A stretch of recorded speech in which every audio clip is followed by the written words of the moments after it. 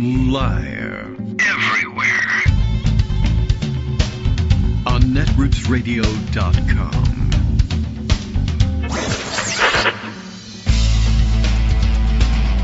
David Waldman. Kagro. In the morning. Now, here's David Waldman. Hey, good morning, everybody. How you doing? It's Tuesday, April 29th, 2025. Time for another show. If I knew how to say it in French to satisfy the requirements of podcasting officially in Canada, I would do it. We're excited. I don't know. I guess big news in the political electoral world didn't even happen in our country. Oh my God! Can you believe it? Something else happened somewhere else. Canada elections yesterday. Everything everybody expected, plus that and more, I guess. The Liberal Party, which was, I guess, had last year been expected to lose the next round of elections, and overwhelmingly so, and it led to the resignation of Justin Trudeau as prime minister, et cetera, and then Trump. I mean, everybody's kind of covering the story, I suppose, and covering it from this angle. And all of a sudden, Trump bursts back onto the scene and makes all sorts of noise. And, of course, threatens to invade Canada, subsume Canada into the United States, et cetera.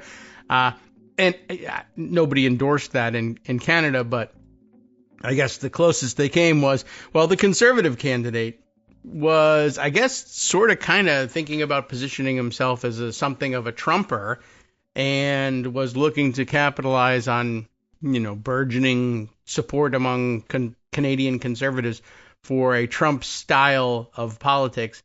And, well, that didn't work out. So not only did the Liberal Party win control of government, I guess I have to catch up on exactly what happened where and whether they'll have to, I guess, put together a governing coalition. It's not expected to pose a problem for them. But the guy, we spent about 5 minutes trying to figure out how to pronounce his name. Heading the Conservative Party is Pierre, I guess we sort of landed on Poilievre or something like that. Poilievre. But he was saying just sort of Poilievre or something along those lines, as I recall. Anyway, now you don't have to know. Not only because he isn't going to be the prime minister, but because he actually lost his seat in Parliament as well, as riding, as they refer to it up there. And what can I tell you? I mean, that's a huge slap in the face for anybody thinking that there was a viable path to power as a Trumper in this atmosphere in Canada. So there you go. The New York Times is covering it here for us American type people. Canada election highlights. Mark Carney, the guy who stepped into the prime minister's role after Trudeau's resignation, now wins his own term as prime minister, with the vote count incomplete. As it turns out, they're still counting votes. There's like millions of people in Canada and stuff, and they too take their time and count votes. Anyway, it was unclear whether Carney's Liberal Party would secure a majority in Parliament, an outright majority, but Pierre Poilievre, I'm sorry if I got that wrong, the opposition leader, lost his seat, so he won't even be around. Well, I guess he has a little bit of time left in office. I don't know how quickly you move out up there, but he can lodge a complaint against this program if we've messed up his name, and if not, and really even if so, who cares? So let's see. I guess the results as they stand early this morning. Liberal Party looks to have 154 seats locked up, 131 for the Conservative Party, the Bloc Québécois with 21, New Democrats with 4, I guess they need some new Democrats, and one Green Party seat. So, I don't know what that means. I guess that means they will, they're what, how many seats short of majority? It doesn't give me the number, but there's sort of a bar graph here that shows the Liberals with 154 seats, just shy of having them all. So what do we have? 343 seats. Is that right? The little note on the graphic on the bottom. So 343, I guess Canadians know this by heart. 172 would net you an outright majority. And they have, so let's see, we're going to round that out to 172. 154 means they're 18 seats short of an absolute majority. They may find that in the other minority parties is not a lot to go around. I mean, there's 21, 25, 26 seats to be had, although, let's see, there's only 312 seats out of 343 called. So maybe I've done the math wrong on top of that. Don't know if I used the right number and if these, but do you want to know what happened? You could ask a Canadian. They'll know, but we don't have any around here at the moment. So I will read you the New York Times view. Why not? Could we get it from a paper closer to Canada? Sure. We would have to work hard on that. We could even get it from a Canadian newspaper. But, we're all about what shows up in our social media feed here. Okay. So where are we here? Prime Minister Mark Carney won a new term on Monday night, a remarkable turnaround for his Liberal Party, which surged in popularity as President Trump took an increasingly aggressive stance toward the country. Early Tuesday morning, that's today, and after an all-night vote count, I'm sure fueled by Tim Hortons coffee. Tim Hortons, the coffee that I don't know the slogan of. Canada's elections agency said it would stop tallying votes for a few hours and resume at 9:38. That is very civilized. Way to go, Canada. Leaving unanswered the question of whether the Liberals had managed to narrowly clinch a majority of seats in the House of Commons. So that's still up in the air. The graphic I was looking at, I had just said that they weren't done counting. I don't know why, but the graphics tend to solidify things in your mind, I guess, and they shouldn't. And it should be a big warning on there. Remember, there's still a lot of results out there. They can win an outright majority. That would be a lot simpler for them. A minority government would require support from other parties to pass legislation and would be weaker and less stable than a majority. That's just generally true. Shall we show more on that one? Let's see what else do they have to say in New York about Canada. But what was clear was that Canadians had opted for Mr. Carney, an economist. That's a good idea in this economy, I guess, who was running in national elections for the first time in his life, with Trump and his impact on Canada's economy on their mind. Centerpiece of Carney's acceptance speech early Tuesday morning was Canada's response to Mr. Trump's policies. As I've been warning for months, not me, but him, America wants our land. I guess so. I'll take it. I'm not going to force it out of your hands. But even as a liberal person who knows that we shouldn't be invading Canada, do I want Canadians' land? Yeah. But it's theirs. That's the problem. Anyway, so I guess it's true. But America wants our land, our resources, our water, I'm sure. President Trump is trying to break us so that he can own us. That's what I don't want to do. That will never happen. He warned Canadians that the road ahead would be difficult and might require sacrifices. I guess that's wise, but hopefully everything just goes well for you and have a good time enjoying your election victory. Conservative Party had been handily leading in polls until March when Trump's tariffs on Canadian goods took effect. It lasted that long? I didn't even realize that.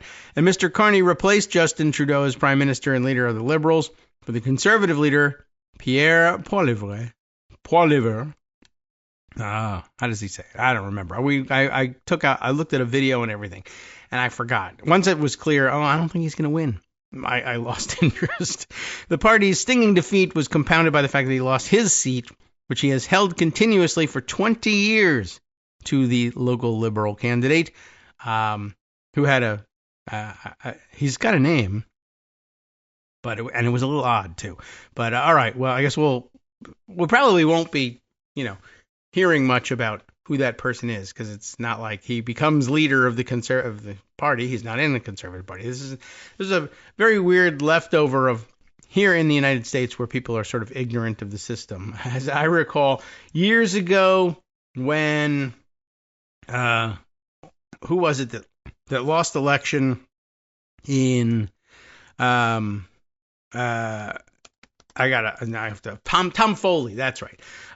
when he was Speaker of the House, Democrat from Washington State, lost his seat to, a nobody in a very, very bad election year for Democrats at the time. And I think like post, might have been like 94, the Gingrich Revolution. And, at any rate, the guy who won is George Nethercutt or something like that. I think that's the name. And he won the seat. And I guess people in Washington who didn't know what was going on were like, so does Nethercutt, wasn't even his name? I don't know. Does our guy, we're the speaker, right? Our member of Congress gets to be the speaker. There were actually people who thought, well, he defeated the incumbent speaker, so he becomes the speaker.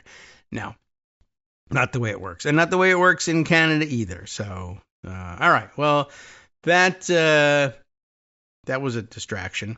But, I don't know what else to say about the election. We did brief people prior to the election about who the candidates for leadership were and what direction things were likely to go and what it sounded like was going to be the results of the election. And lo and behold, those have become the results of the election. The only surprise really is that Poilievre's seat, he lost it to his liberal challenger. And maybe in this section here, they'll tell us what the guy's name was. Yeah, Bruce Fanjoy, which sounds like a sports betting site or something like that. I don't know. It struck me as odd, but there you go. Liberal candidate, well-known community volunteer, but initially considered a long shot and won the race. So congratulations there. And I don't know. I guess I hope we hear great things from you. I mean, it's always nice to hear great things, don't you think? All right. So that, that was a bit of a surprise for everyone. Now on to some other subjects that I've pocketed away here. We'll try to use this as a catch-up day to the best of our ability. So many things going on. By the way, yesterday we were reading, what story were we reading when there was the mention of one Stephen Biskupich, which I was guessing at the pronunciation of his name, and I said, that sounds familiar. I feel like we've heard his name before, and Mighty OCD, I think, was listening along and said, we have heard his name, and sent me his Wikipedia entry. And it's still not entirely clear what it was that made me remember. I felt like we've heard his name mentioned more recently than this, but as it turns out, one thing that might have brought him to public attention, he was the U.S. Attorney for the Eastern District of Wisconsin in the early 2000s, from 2002 to 2009, under the George W. Bush administration. And I guess at some point, he was among the list of U.S. attorneys, for some reason, who was listed as maybe a target for the U.S. Attorney's purge. Like he wasn't quite so obviously willing to do the bidding of the Bush-Cheney administration's DOJ. By the way, I mean, this is a real throwback thing here now. And it strikes me as ironic every time we talk about it. The original, in modern era politicization of the DOJ and the purging and the replacement of career civil servants with political appointees and political appointees with agenda goes back very obviously. I mean, it goes back further too, but goes back very obviously to the George W. Bush administration. It was a huge scandal, a huge thing. And everybody who was politically aware at the time watched it happening. And now it's just interesting that the leopard has eaten the face of the Cheney family patriarch here, but more so his daughter, destroyed Liz Cheney's career. And you never thought that your unitary executive idea and the purging of civil servants in the DOJ could come back to bite you, and yet it has. But Stephen Biskupich was, it says here in the Wikipedia entry under relationship to dismissal of U.S. attorneys, it reads this way: interest in the Milwaukee U.S. Attorney's Office and Biskupich specifically centers on how he managed to survive being on the original list of U.S. attorneys in the dismissal controversy. And he somehow meets with people in Washington and talks his way off that list, which I guess made him suspect, at least temporarily, at the time. Talking Points memo, which was covering the U.S. attorney's story so well, and despite the poo-pooing of the story by the media grandees of the day, that's how they rose to prominence, Talking Points memo in the first place. One of the first media outlets to identify the controversy and report extensively on it, the April 11, 2007 edition of TPM Muckraker, provides a detailed account of the pressure Biskupich and his office were under from both the White House and the Justice Department. I don't have that handy, but that's what they tell me.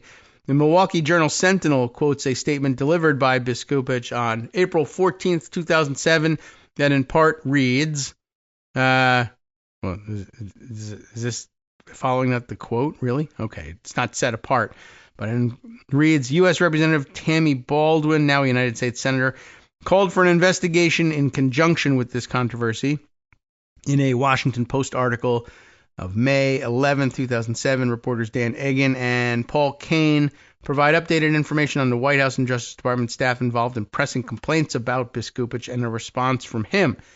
It's kind of interesting, and maybe we should take a look at that. Why the Milwaukee Journal-Sentinel promises us a quote, but then never delivers the quote, which is interesting. Maybe I should take a look at the footnote about the Washington Post story.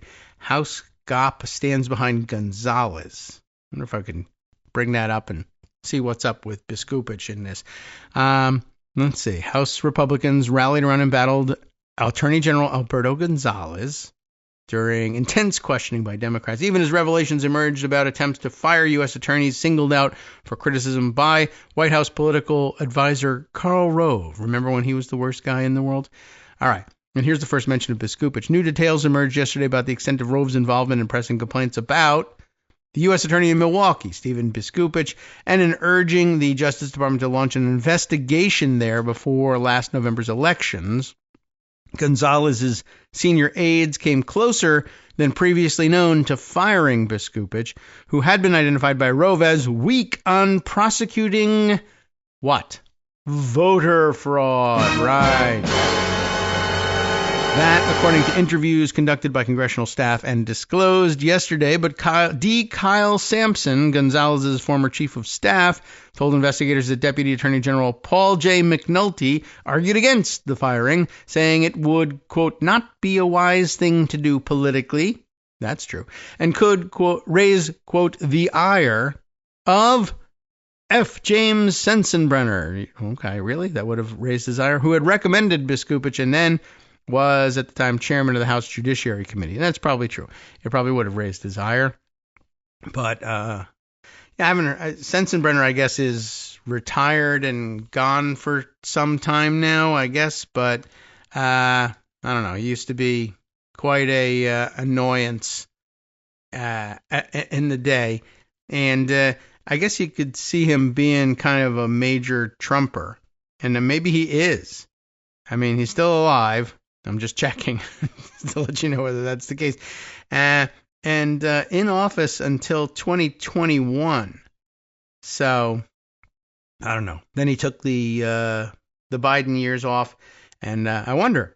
I mean, he was a pretty hardcore conservative at the time. I don't know what if there's anything about his later life and whether or not he's been a Trumper or not. Personal life. Anything going on here? Nah, it doesn't really say much about what he's been doing since then, which is just fine. I'd prefer not to hear more about him. Anyway, so there you go. In case that rings a bell, maybe that was where we heard. But I do feel like there was something else more current about Biskupich and what he was doing, and but I don't think I've uncovered that. But it may be that I think he's a law professor now and probably has been quoted in a couple of articles in commenting on legal developments under the probably the first and second Trump administrations. All right. There are many other things to share with you, but on that note, I think perhaps I might share this story with you from The Guardian, from covering us from overseas and helping us figure out what the hell's going on in our own country. But again, inside the Department of Justice, we remain. Lots of changes underway there, and all, I think, really growing out of that same more than willingness, actual, active interest in politicizing the Department of Justice way back when that nice man who just loves to paint now was allegedly in charge of the unitary executive. Trump's Justice Department now, Justice Department appointees remove leadership of voting unit is the headline in the piece from The Guardian from yesterday. Sam Levine reporting. The subheader tells us the section is responsible for enforcing laws designed to prevent voter discrimination. And they've raised the alarm about voting rights enforcement. Once again, I remind you that the key issue for the George W. Bush administration's politicization of the Department of Justice was the allegations of voter fraud. When Republicans lose elections, there's voter fraud going on. And we need to prosecute it and prosecute it aggressively. And they did. And I'm also thinking back to, what was the name of the last Democratic governor of Alabama? Was it Alabama? Don Siegelman, was that the name I'm thinking of? Am I thinking of the right guy now? And he too, won an election, and that was struck Karl Rove as entirely impossible because it was Alabama, and the guy was a Democrat. So there's no way he could have won. So it must be voter fraud. And he leaned on people. I need you to create a voter fraud case against this guy, or some sort of corruption case against this guy, so that we can run against him as a corrupt Democrat and replace him forever. And there was a very widespread understanding and feeling that he had in fact been railroaded by a politicized Department of Justice.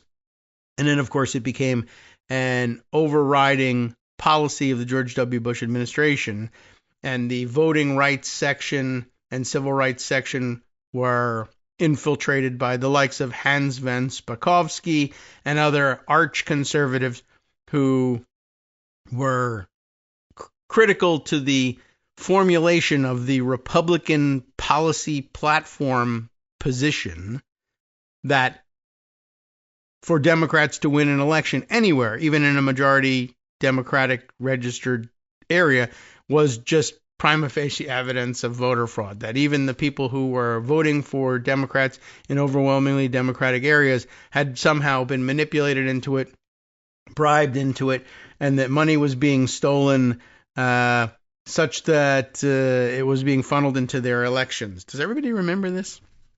I'm sure there's somewhere a good narrative story of Siegelman and his saga, and I've read it. It's years and years old. I'm not certain I would be able to put it at my fingertips now. And the only thing readily available is the Wikipedia retelling of this, and I'm not certain whether it would do it justice. Let's see. I wonder if, we'll take a look and see if there's the 2002 election controversy, wherein U.S. Representative Bob Riley defeated Siegelman in his November 2002 re-election bid by the narrowest margin in Alabama history, approximately 3,000 votes. On the night of the election, Siegelman was initially declared the winner by the Associated Press. But you know how Karl Rove feels about seeing a Democrat declared the winner in a close election. Right? Later, a voting machine malfunction in Baldwin County was claimed to have produced the votes needed to give Riley the election. What do you know?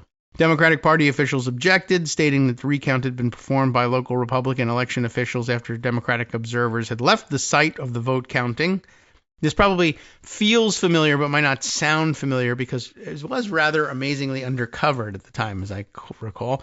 This rendered verification of the results impossible, the state's Attorney General, Republican Bill Pryor, affirmed the recounted vote totals, securing Riley's election.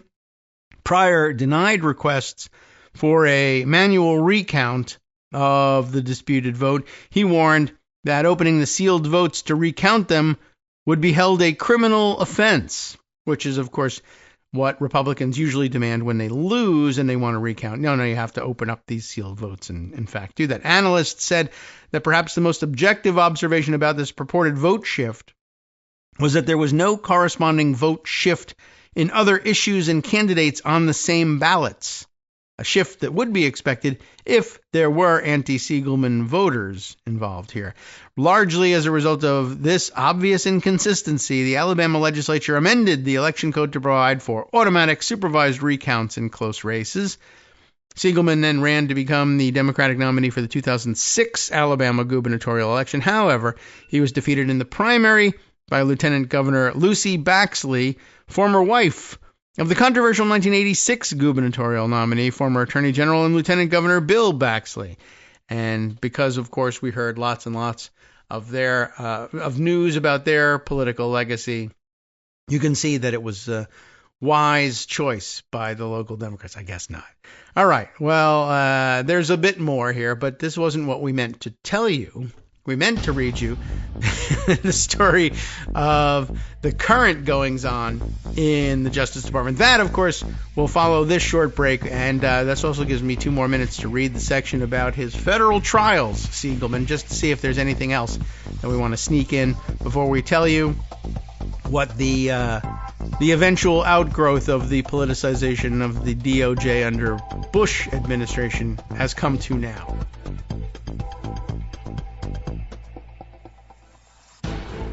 Hi everybody, it's me, David Waldman. Yes, the same guy who interrupts you all the time. Interrupting you one more time just to tell you again, another reminder that your contributions are what keep this show on the air, and patreon.com, patreon.com, is still among the easiest ways to make the sustaining subscription donations that keep us afloat. Are you ready for the pep talk about how our Patreon campaign is still going strong and growing? Well, too bad.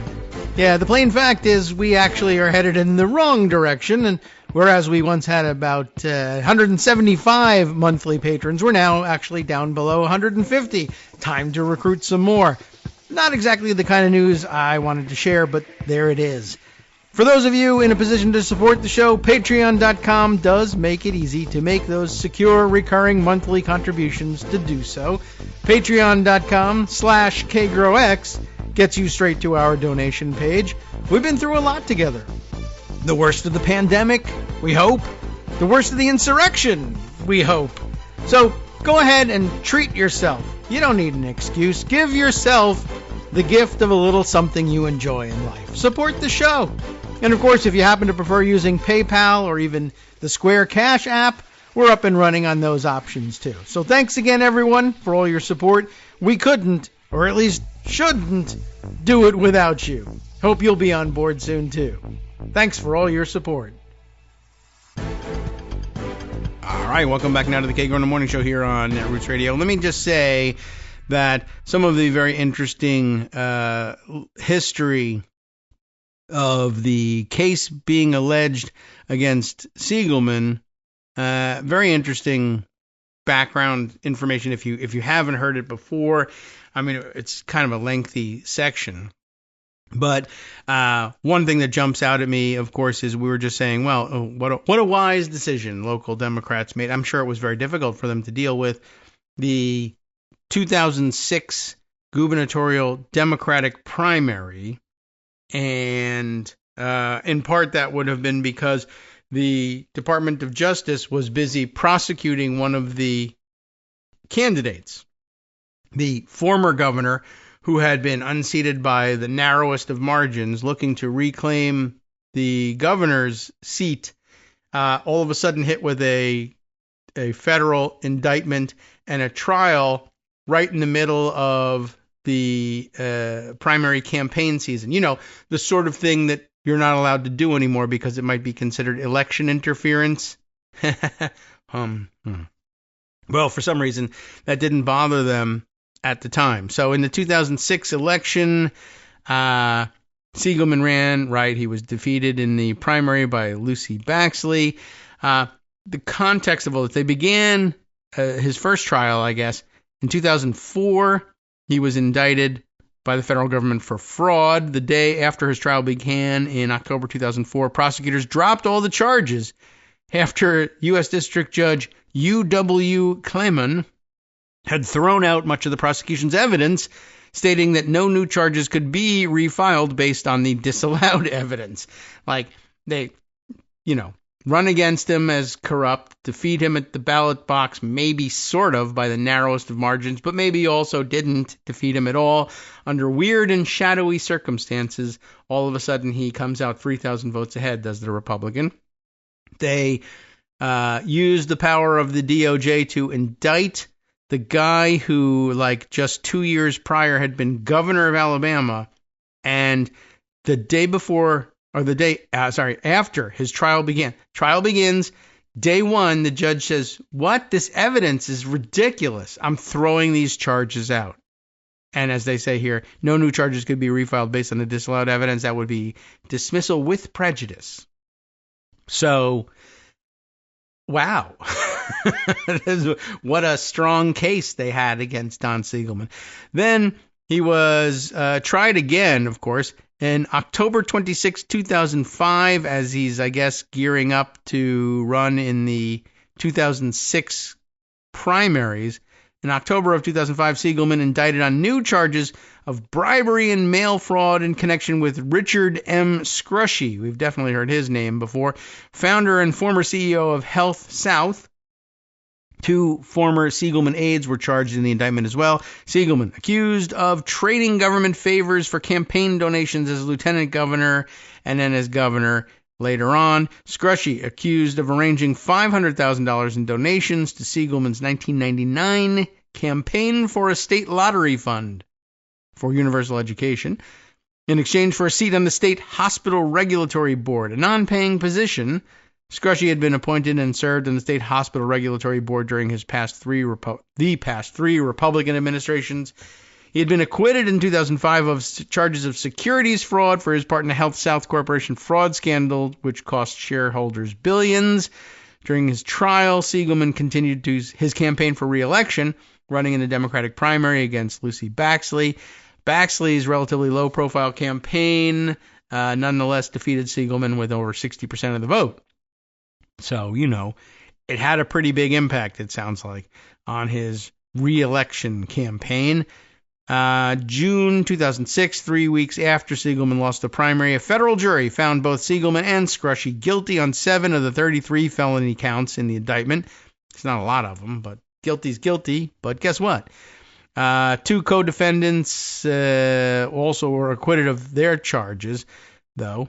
Siegelman was convicted on 1 count of bribery, 1 count of conspiracy to commit honest services mail fraud, 4 counts of honest services mail fraud, and 1 count of obstruction of justice. Oh no, not that.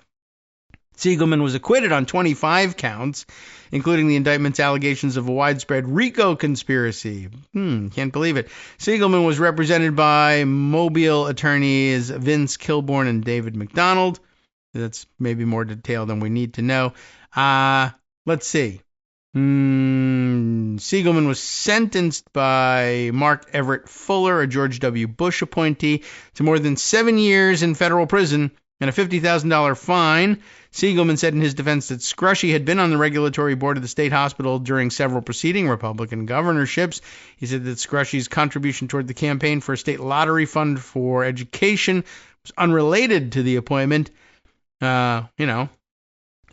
Could be. The guy's been on the board since forever, and he just wanted to continue. But, all right, that was the case that was being made against him. But guess what?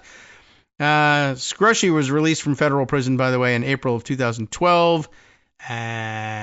Let's see.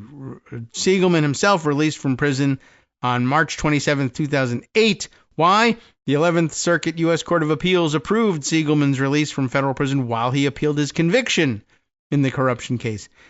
And he went ahead and did it. 2009 appeal. 11th Circuit upheld key bribery, conspiracy, and obstruction counts against Siegelman, refused his request for a new trial. It found no evidence that the conviction was unjust. However, the court struck down 2 of the 7 charges on which Siegelman was convicted and ordered a new sentencing hearing. His sentence was reduced by 10 months. Now, the 2014 appeal, after several delays requested by Siegelman, the 11th Circuit Court heard Siegelman's appeal for a new trial in May of 2015. This is a ongoing saga. The court upheld the decision of the lower court to deny appeal. More appeal issues. A witness who provided the cornerstone testimony upon which conviction was based was subsequently convicted of extortion. Wow. Facing 10 years in prison, Nick Bailey had cooperated with prosecutors to lighten his own sentence, and although he engaged in more than 70 interviews with the prosecution against Siegelman, none of the notes detailing these interviews was shared with the defense. In addition, after the case was tried, it confirmed that the check which Bailey testified to seeing Scrushy write for Siegelman was actually written days later when he was not present. That's interesting, too. Juror partiality is another issue here. Documents indicated that prosecutors interviewed 2 jurors while the court was reviewing charges of juror misconduct. This was in violation of the judge's instructions that no contact with jurors should occur without his permission. And then finally, this section on Karl Rove's connection. There were allegations that Siegelman's prosecution was politically motivated. Purportedly, Bush-appointed officials at the Justice Department had pressed for the prosecution, as did Laura Canary, is that right? A U.S. attorney in Montgomery, Alabama. Her husband was Alabama's top Republican operative and had for years worked closely with Karl Rove, who was, of course, in the White House staff at the time. June 2006, Republican lawyer Dana Jill Simpson of Rainsville, Alabama, signed an affidavit claiming that 5 years earlier she had heard that Rove was preparing to neutralize Siegelman politically with an investigation headed by the U.S. Department of Justice, which brings us back around to what I was talking about. That's the connection that I had in mind here. So now I think we can jump back out of this and bring you up to current day, in which Trump's Justice Department appointees are removing the leadership of the voting unit, the voting rights section at the DOJ. Donald Trump's appointees at the Department of Justice have removed all of the senior civil servants working as managers in the department's voting section and directed attorneys to dismiss all active cases, according to people familiar with the matter, a part of a broader attack on the department's civil rights division. Yes, why would we want to have civil rights in this country? And I mean, this is a far more naked power grab than Rove or Bush envisioned. They were trying to do things a little more under the table than Trump. But what can you do?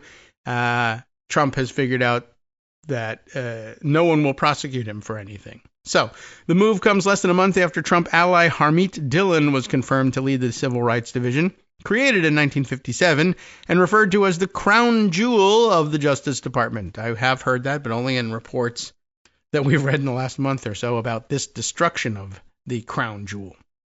In an unusual move, Dillon sent out new mission statements to the department's sections that made it clear the Civil Rights Division was shifting its focus from protecting the civil rights of marginalized people to supporting Trump's priorities, in which there are no civil rights.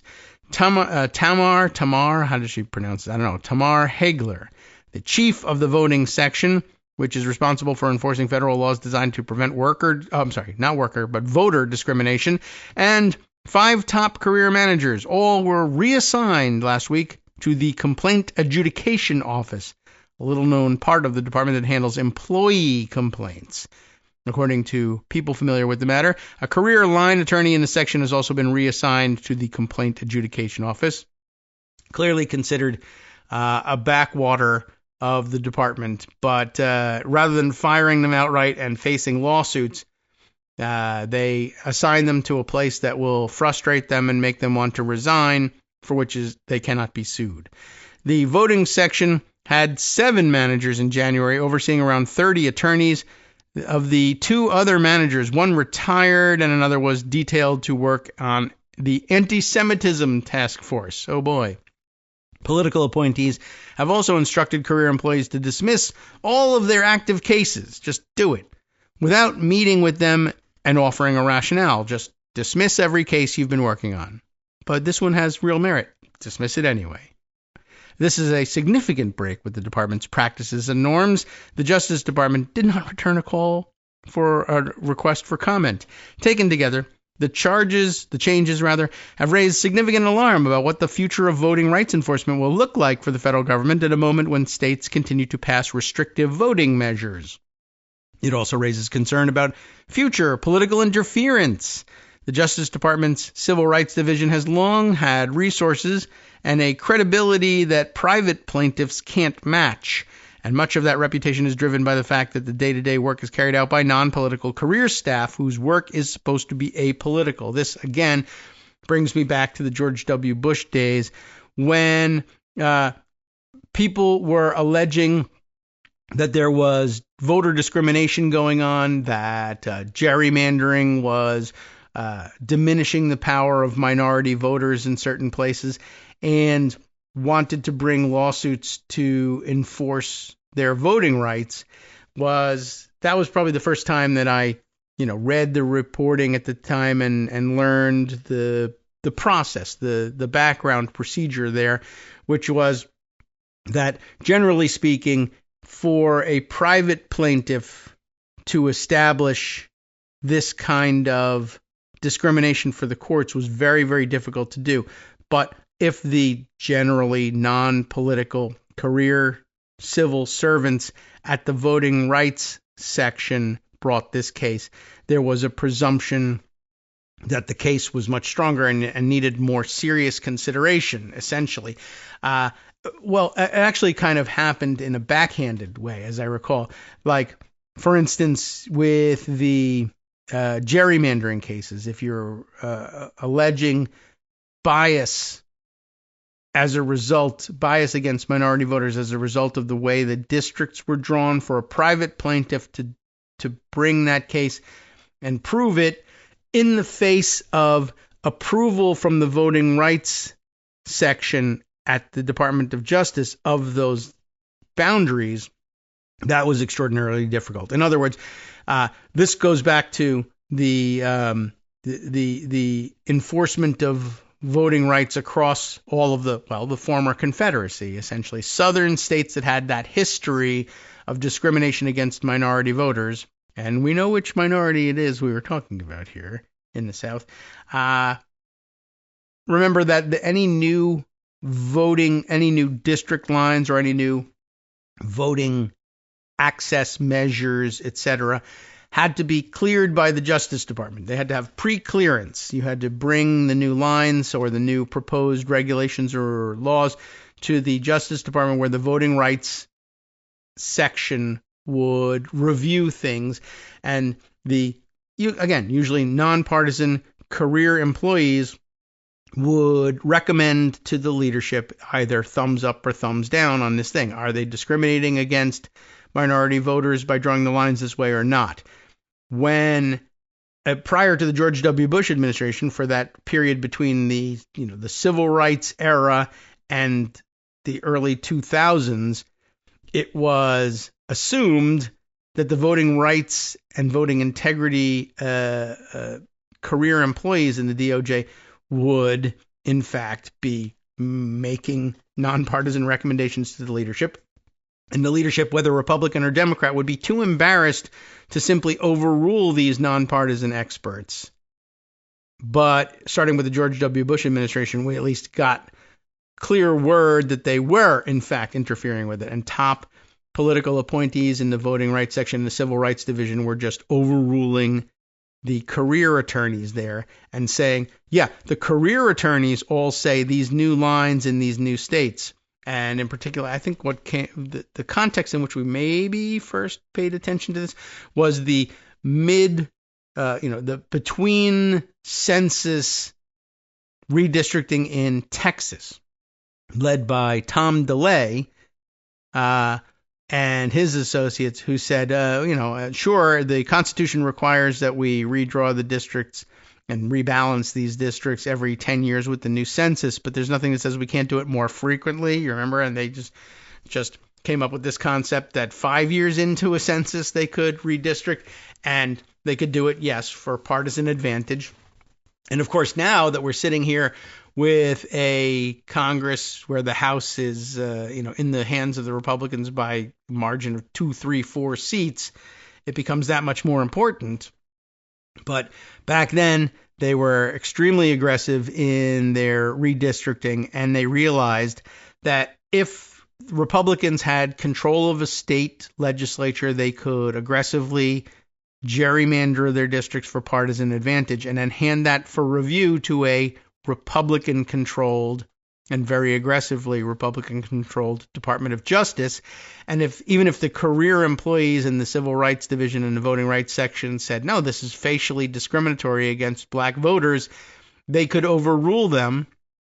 And in overruling them, the courts would be handed a set of facts wherein the Department of Justice's Voting Rights Section had given, at some level, the only level that counts, the top brass, the thumbs up to these facially discriminatory districts. And so private plaintiffs who were saying, no, this is all a lie, it is in fact very much facially discriminatory and biased against minority voters, we need these districts overturned. The courts were saying, our hands are tied. We have clear instructions from the statute that if these things are pre-cleared by the Justice Department, it is assumed that they are A-OK. But we don't have anything in the statute for what to do if it's clearly being fraudulently approved by the Justice Department. All the career attorneys say, no, this is facially discriminatory. And Hans van Spakovsky, who's been brought in to overrule them, has in fact overruled them. And we don't know what to do, and we can't deal with this. But apparently our hands are tied. And from there, I guess Republicans just continued to figure out how many places there were in the law where if they were just willing to say, look, everyone can see that this is facially discriminatory, but the law says if I'm willing to nonetheless declare that it isn't, it's all going to work out for us. Everyone will know I'm lying. Everyone will know I have no integrity. Everyone will know that I'm discriminating against minority voters, but nothing they can do about it. So will I do it? Yeah. And so they did. And now here we are with Trump doing the whole thing all over again. And everybody thinking of George W. Bush as this mild-mannered, pleasant guy by comparison to Trump. And yet he laid the foundation for this, and so did Dick Cheney. And it's not enough punishment that Liz Cheney has had her career destroyed as a result, in my view.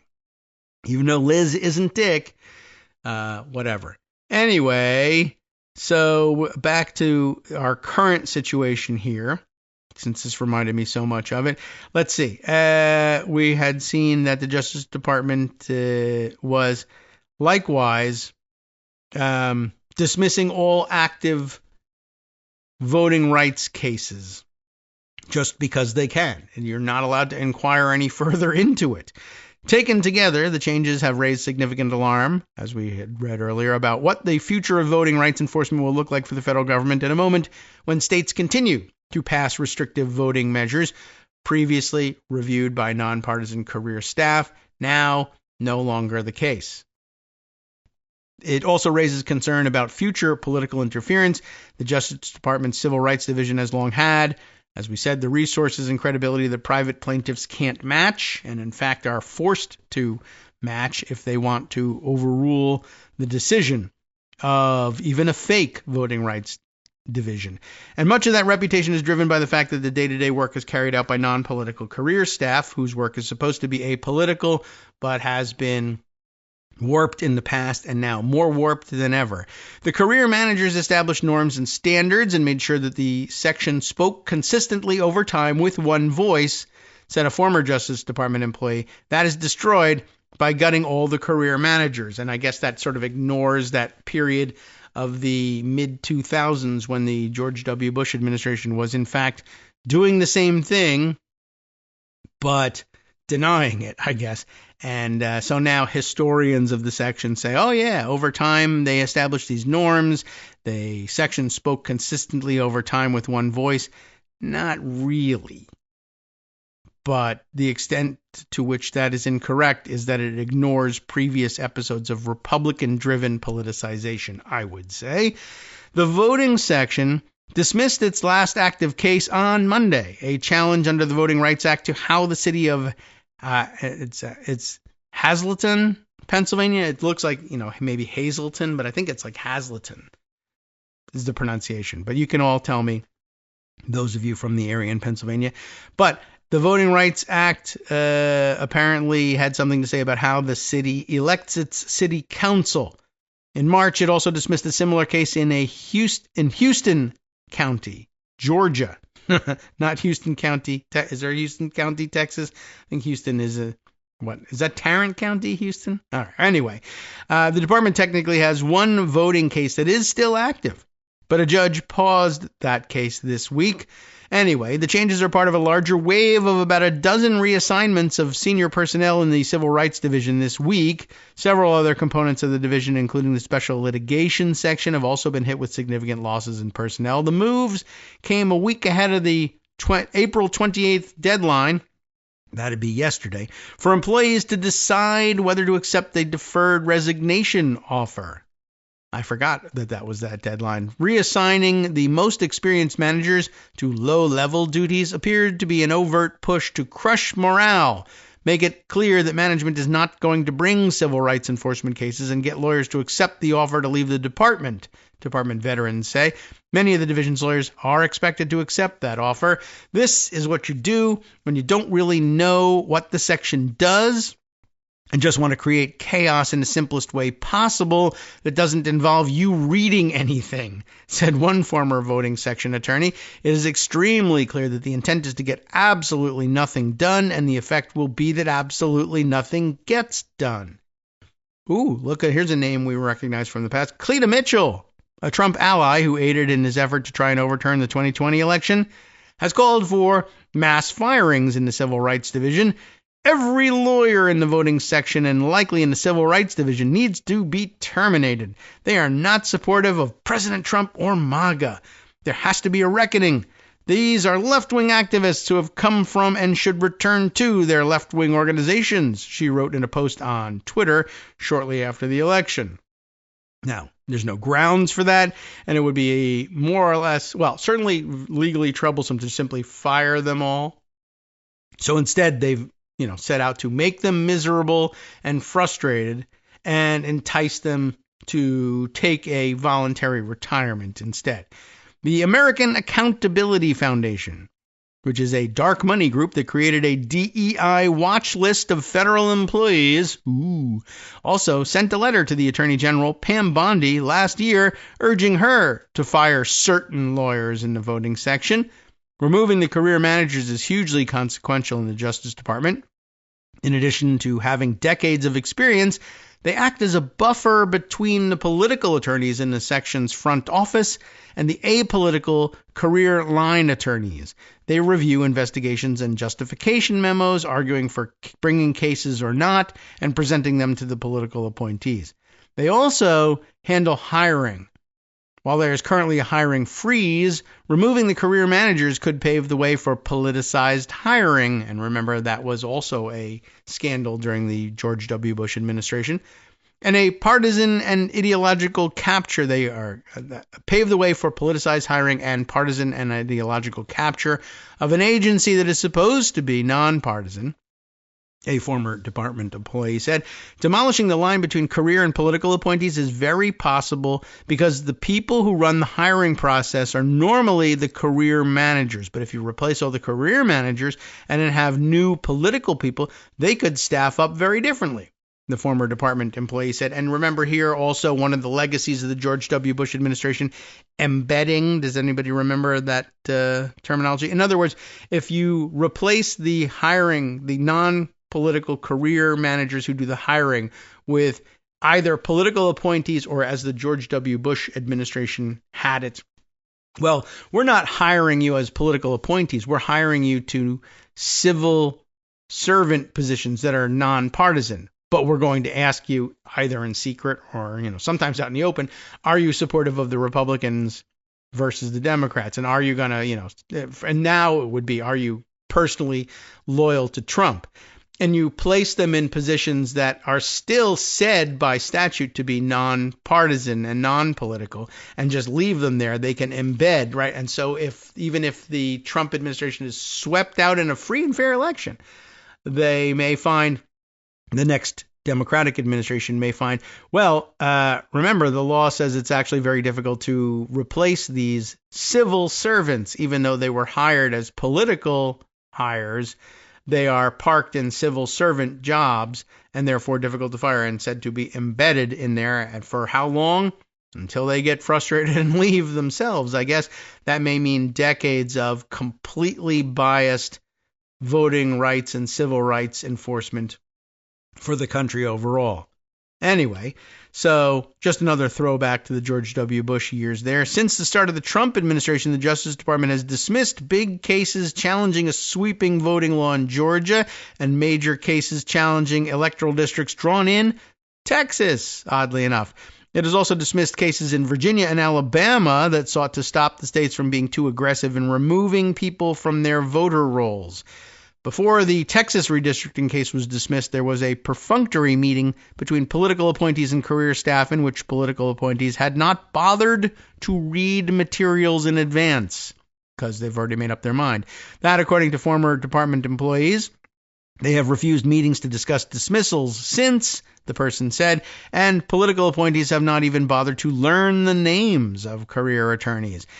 Even if you don't think that some claims should have been brought, it's not plausible that every case in the hopper is unmerited by any interpretation of the rules, said Justin Levitt, former top official in the Civil Rights Division during the Obama administration. An instruction to drop a case without an explanation of why is just a decision to refuse to enforce the law. Dropping all those cases without explanation is simply arbitrary. And arbitrary, a word you've heard before, is exactly what you don't want from the country's lead agency of law enforcement, right? You likewise don't want capriciousness involved. Okay, well, in some cases, the Justice Department leadership has publicly antagonized the work of career personnel. On March 31st, Bondi issued a press release announcing that she had ordered the department to dismiss its challenge to the Georgia voting law, saying the Biden administration had, quote, fabricated a narrative. Chad Mizell, the department's chief of staff, called the suit a disgrace. Alrighty, welcome back now to the Kagro in the Morning Show here on Netroots Radio. Just checking back in on social media here.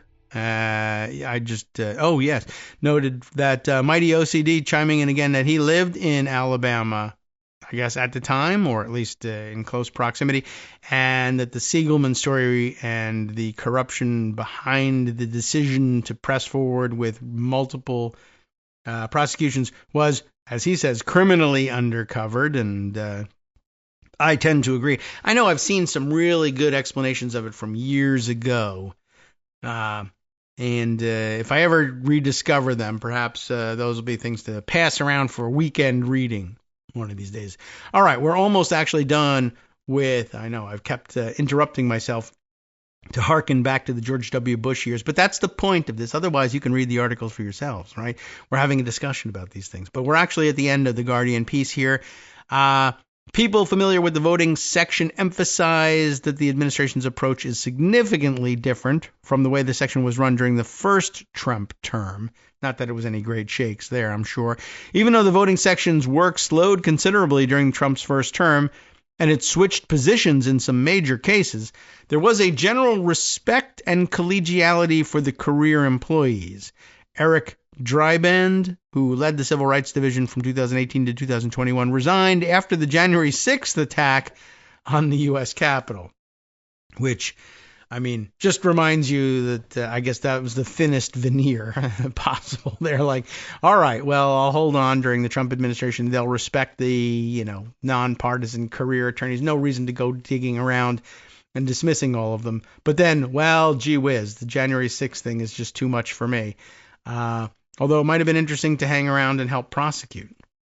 Anyway, yeah, generally speaking, the first Trump administration, while they, like the George W. Bush administration, did rather aggressively repopulate the political appointees, and probably a few senior nonpartisan career civil servants were pressured or made miserable and forced out. They didn't advocate for a wholesale flushing out of everybody like the way Cleta Mitchell's doing. And they haven't done that really. Even in this administration, they haven't managed to get that far with it. I'm sure that, the time is coming. But they did largely say, well, there's an awful lot that goes on in the Department of Justice. A lot. And even though they might want to flush out everybody in the voting rights section or the civil rights section, they didn't want everybody across the department flushed out, because there's a lot of very serious, important work going on at all times, both behind the scenes and in the courtrooms, essentially defending executive branch powers against encroachments from other branches or against federal lawsuit seeking to curtail executive power. And it was just in their interest to keep career attorneys in all these divisions in place so that they could continue to use their experience, knowledge, etc., to defend executive power. And it's not entirely clear that they'll make it as comfortable for career employees this time around. There was sort of a general understanding that if the administration wanted to press a certain position and it was ideologically difficult or impossible for you to do as a career employee there, they would make it possible for you to continue your work in other areas, which was not as ideological and not political, and keep you on the job there, and just say, if you'll find a personal conflict in taking on this case, let us know and we'll find the political people to do it. And they made that possible during the first administration.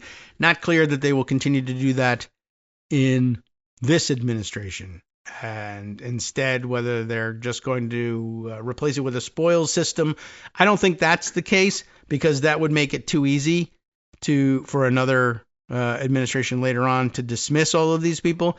I think they mean to simply be dishonest in how they do their hiring, such that the hiring laws remain in place and these people are embedded with protections from dismissal during the next administration. Anyway, all right. I think that's probably the likely outcome. Back to Pocket, and I'm pretty sure I had some previous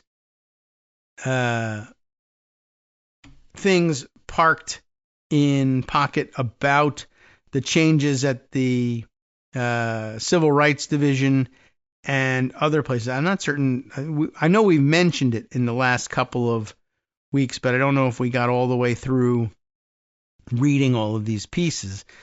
But maybe if we just read enough at the time, we probably moved it over to the archives. And so, I don't know. Anyway, but we'll stick with this DOJ and legal analysis of what's going on and what's going on in the legal departments and in the courtrooms around the country. There's an awful lot here that we could connect to. Let me read. It's difficult to decide again how to proceed from here with the limited time that we've got available to us. But let me read you this piece from Justice Blog, a Substack publication of John Greenbaum. John, a progressive lawyer, in his bio here, progressive lawyer, founder of Justice Legal Strategies, and former chief counsel at the Lawyers Committee for Civil Rights under, I don't know what it ends here, under law, but clearly a Civil Rights Division, if not insider, then certainly someone who has some insight into how work goes on there. I'm sure there's a more extensive. How come it won't? We'll just not open the entire profile for me. Where did we say here? Okay.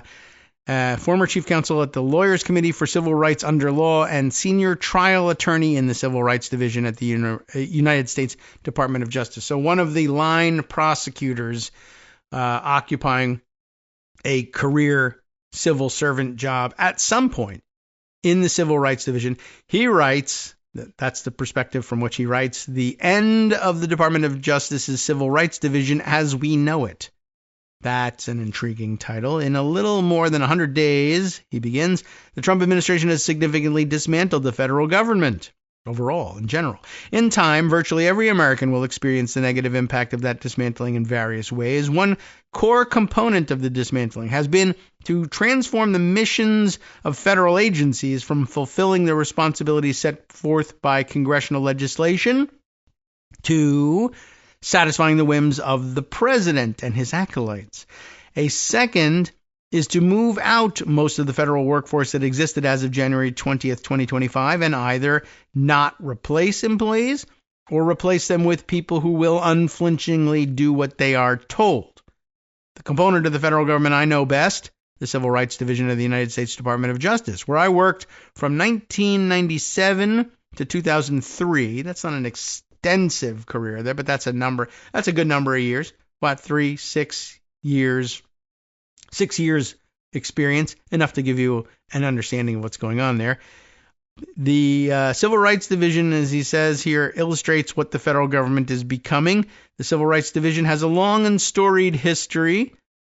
The Civil Rights Act of 1957, the first major federal civil rights legislation since the 1870s, created the division. As the division's website says, as of this writing, and I'm not even certain it still says that, Congress created the Civil Rights Division in 1957 to uphold the civil and constitutional rights of all Americans, particularly some of the most vulnerable members of our society. The division enforces federal statutes prohibiting discrimination on the basis of race, color, sex, disability, religion, familial status, military status, and national origin. As of today, the division has the responsibility of enforcing 21 civil and 23 criminal statutes through 9 subject matter-based sections and policy and appellate sections. Okay, so that's your background. By the way, as I was reading this here, remember that they are to uphold the civil and constitutional rights of all Americans, particularly some of the most vulnerable members of our society, which, of course, now is defined to mean white Christian males. They're so vulnerable. That's the actual professed belief of the people who now make decisions for the Justice Department. Like most components of the federal government, the division was designed to serve both Republican and Democratic governments. From 1957 until January 20th, 2025, the division served 7 Republican and 6 Democratic administrations, including a prior Trump administration. Though there have been, differences in priorities depending on what president is in office and who is the Assistant Attorney General for Civil Rights, the division has been able to remain intact. For example, he says, I know numerous Civil Rights Division alumni who stayed for the entire 12-year period when Ronald Reagan and George H.W. Bush were president. The same will not hold true for this presidency. I was recently told that there were 380 attorneys in the division as of January 20th, 2025, and within weeks, only about 150 of those attorneys will remain. In several of the sections, all or most of the managers have resigned or have indicated that they will be resigning. Unlike other components of government, the administration has been able to accomplish this transformation of the workforce without firing people, at least so far. And Harmeet Dillon, the Assistant Attorney General for Civil Rights, was only sworn in on April 7th. How has this been accomplished? The primary means has been to send clear signals that the function of the Civil Rights Division is to serve the president's priorities, not to enforce the federal civil rights laws. Shortly after the change in the administration, the department transferred key career division leaders, including the chief and principal deputy of the appellate section, to a sanctuary cities enforcement working group. The department started withdrawing from voting rights discrimination cases brought on behalf of voters of color. It unilaterally ended some police reform consent decrees with cities. Things quickly escalated after Dillon was sworn in. The remaining career deputy assistant attorney general, there are two DAAGs, as they call them, that report to the assistant attorney general, that held over between administrations. In this case, or that usually hold over, and in this case did as well. But they announced this time that they would be resigning shortly after meeting with Dillon. The other managers were reassigned. Dillon rewrote the division's mission statement, as the Guardian article mentioned, to focus on enforcing the president's agenda. You remember how everyone used to object every time Trump would refer to DOJ as his attorneys? Well, was objected, with good reason. They're not. They're attorneys for the United States government, and he's the temporary occupant of one of its offices, and that's all. But now the mission statement says, nope, you are the president's attorneys, and you'll do what he says you'll do. Other managers were reassigned. The mission statement was rewritten. She also sent memoranda to individual sections, reframing their focus on issues that further the Trump agenda while largely ignoring the primary statutes that the section exists to enforce, such as, for instance, the Voting Rights Act for the voting section, or the Fair Housing Act for the Housing and Civil Enforcement section. All of this is the stick for getting people to leave. The carrot is offering people a financial incentive to leave. Employees have until yesterday, actually, to apply to be placed on administrative leave until the end of September, and they will get paid during that time. So I guess there may be thousands of people across the federal government finally accepting paid leave and emptying out of the federal office buildings this week. Up until the recent events, division employees I spoke to fell across a spectrum on how likely it was that they would be leaving. Some people decided to leave after Trump was elected, and others were holding out hope because they loved their jobs and believed in the mission. I spoke to one friend the day before Dillon was sworn in, and he was still holding out hope. I have not spoken to him since, but he's a manager in one of the sections where I've been told that all the managers will be resigning. Division press releases issued since Dillon began give us a glimpse of what the division will and won't be doing for the remainder of the Trump administration. Most of the non-criminal matters involve supporting freedom of religion issues or participating in the challenges to DEI programs. The press release that saddens and angers me most is DOJ's termination of its settlement with Alabama and one of the counties in its black belt, Lowndes County, Lowndess, hope I've pronounced that correctly. The press release proudly announces that the termination advances President Trump's mandate to end illegal DEI and environmental justice policies. What was the case about? The failure of Alabama and Lowndes County to provide an adequate sewage system to a predominantly black group of residents, resulting in raw sewage in their yards and the accompanying health risks.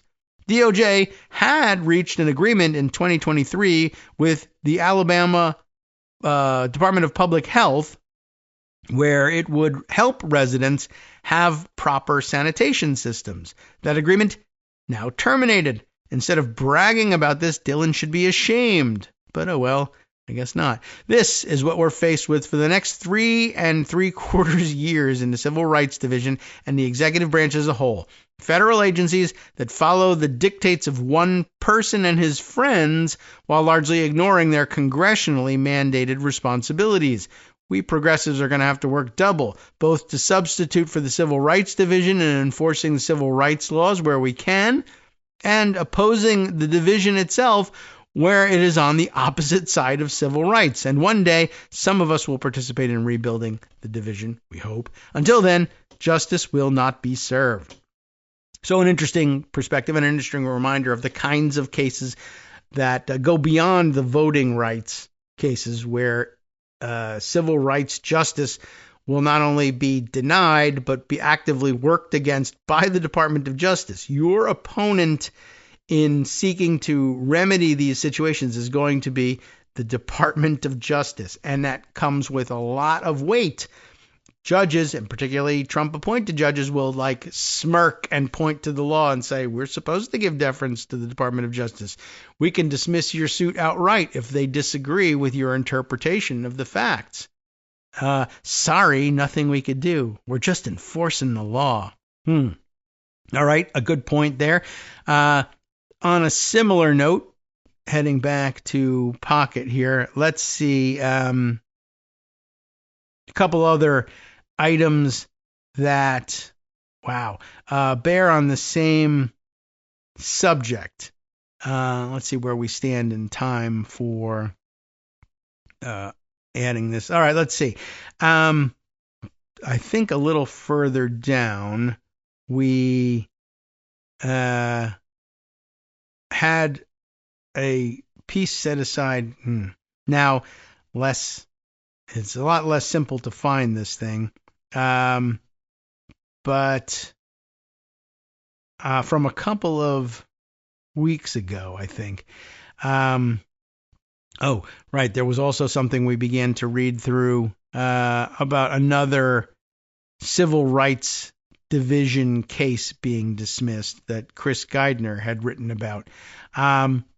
But yeah, maybe here, jumping off, I guess, on the tangent, we've touched on this before, but on the tangent of what judges are usually required to do with respect to deference to the federal government in some of its cases and the positions that it takes, and the ability that the Justice Department has to, if they want to, falsely, for whatever reason, falsely attest to the sufficiency of a certain settlement or a certain review of, for instance, gerrymandered political voting districts, or render an opinion in which they say, I don't know, this looks like it isn't facially discriminatory to us, although everybody else says so.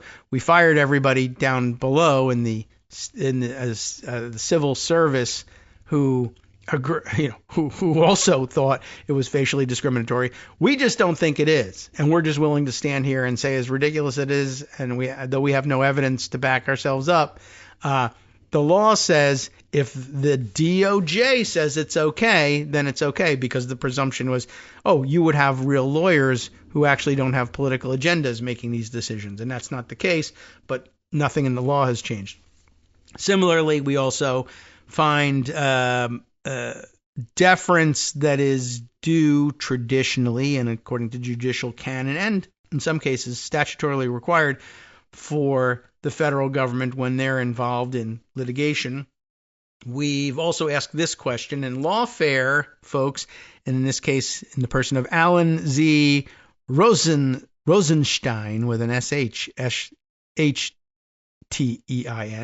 writing for Lawfare, asks the question, and an important one: what happens when courts can't trust the executive branch? Lots of judges now finding out, for instance, that when the DOJ comes into court and says, we will, or they lose their case, we will honor your order. Your Honor, will follow your orders and not shift people around, for instance, or play semantic games about what we're doing with detainees or people we're looking to render to third countries, because deportation isn't necessarily the right terminology for it. But yeah, a lot of judges finding, I'm going to have to be very strict in the way I enforce these orders, because I now anticipate the federal government defying my order in any way possible. So, good question. What happens when courts can't trust the executive branch? In the lower courts, the presumption of regularity is in free fall if it hasn't crashed already, writes Alan Rosenstein. And here's his version of it from Lawfare on Saturday, April 5th. This piece, by the way, published on April 10th. So now going on 20 days, almost 3 weeks old. It's been waiting for our perusal all this time. On Saturday, April 5th, the Department of Justice indefinitely suspended Erez Ruveni, a senior immigration lawyer. Remember that one? His offense, Failing to, quote, zealously advocate on behalf of the United States, according to Pam Bondi, Ruveni had recently been promoted to acting deputy director. That is to say, we almost forgot our acting, right, deputy director of the Justice Department's Office of Immigration Litigation, partly for his work suing sanctuary cities, opposing the Trump administration's deportation campaign. So he was promoted because he agreed to do that for the administration. I'm going to sue the sanctuary cities for you. But Ruveni committed Trump world's cardinal sin, failing to exhibit total and unquestioning loyalty. In a hearing before the federal judge Paula Sinis, remember, Ruveni acknowledged that the government made a mistake when it deported Kilmar Armando Abrego Garcia on suspicion of being an MS-13 gang member to, of course, the notorious prison in El Salvador. There is much to say about the litigation over Abrego Garcia. Following the hearing, Sinis ordered the government, of course, to bring Abrego Garcia back to the United States, ruling that he had been detained and deported without legal basis. The Supreme Court stayed that order as it considered the government's appeal. We all know how that has shaken out, but he said back then, I want to focus on what it means when the Justice Department suspends an attorney and his supervisor for candidly answering judges' questions.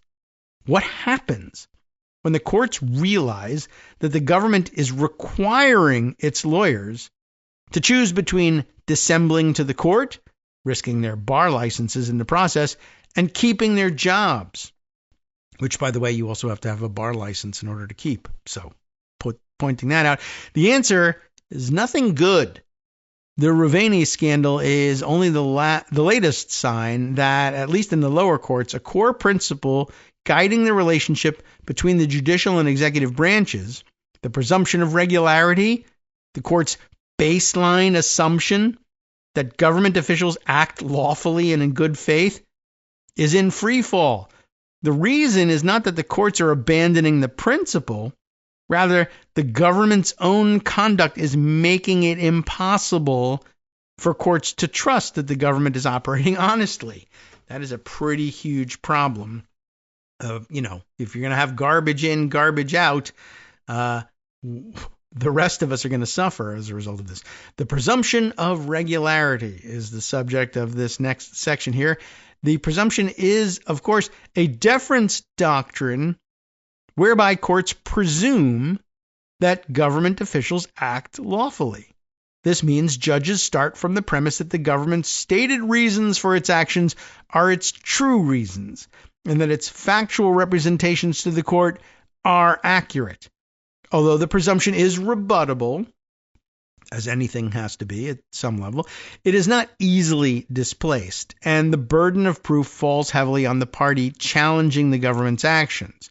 Overcoming the presumption requires substantial evidence demonstrating irregularity, bad faith, or pretext. And in the civil rights and voting rights context, that was when facially discriminatory congressional district boundaries had been drawn, but the Justice Department at the highest levels was still willing to say, no, these are not discriminatory. If you were suing saying, duh, of course they are, they're just lying, you had to overcome that burden. You had to show that the Department of Justice was acting in bad faith with pretexts. And that's difficult to do. The presumption serves the institutional needs of both the courts and the executive branch. It prevents courts from constantly becoming entangled in searching inquiries into the internal deliberations and motivations behind every government action. Such inquiries would overburden the courts, undermine the separation of powers, paralyze the executive branch, and chill necessary lawful government action, if there is any left at this point. While the presumption has never perfectly reflected reality, there have, after all, been plenty of government scandals in American history. It has struck a reasonable balance between judicial oversight and the need to give government the appropriate leeway in carrying out its functions. The presumption also protects the judiciary. By presuming regularity, courts can often avoid direct politically charged confrontations with the executive branch that they might, as the least dangerous branch, ultimately lose. It's an example of what the legal scholar Alexander Bickel called the passive virtues, the court's use of doctrines of restraint, such as deference, of course, that to preserve their institutional capital. And instead of constantly battling with the executive branch and trying to determine who wins out, the immovable object or the irresistible force, they simply say, well, as a matter of practice, we'll just say, get out of the way of an active and energetic executive branch, on the presumption that they would be too embarrassed to just lie to our faces. Now that they're no longer so embarrassed, what do we do? We'll be right back. Sup, fam? It's your boy Darwin, aka Darwin_Darko, aka the most reasonable man in America, aka KITM's senior black correspondent. You might remember me from such recordings as Spacemen vs. Space Cadets and We Need to Talk About Joe Biden. Today, I want to bring you good news about that thing you've been struggling with. Do you suffer from giving too much of a damn? Do you turn on the series of tubes and find yourself outraged at the particular way some news organization strung some sentences together only to realize, nope, this is not some fictional hellscape? Well, guess what? You no longer have to accept the life of giving too much of a damn. You can do something about it, because even you, yes you, can be a show contributor. Now I know what you're thinking. Hey, Mr. Most Reasonable Man in America, I'm not some professional podcast talking guy. Don't worry about it. Do you have a smartphone or some other electronic recording device? Well, that's all you need. You too can have a segment where you can read us an important article and give us your take. Read one of your own original essays, or even just give us your commentary on something you'd like to share that's important to you. Fair warning though, side effects may include general punditry, having opinions and hot takes, getting stuff off your chest, and hearing your own voice. If your recording lasts longer than 5 to 7 minutes, please consult kagrox@gmail.com. That's KAGROX@gmail.com.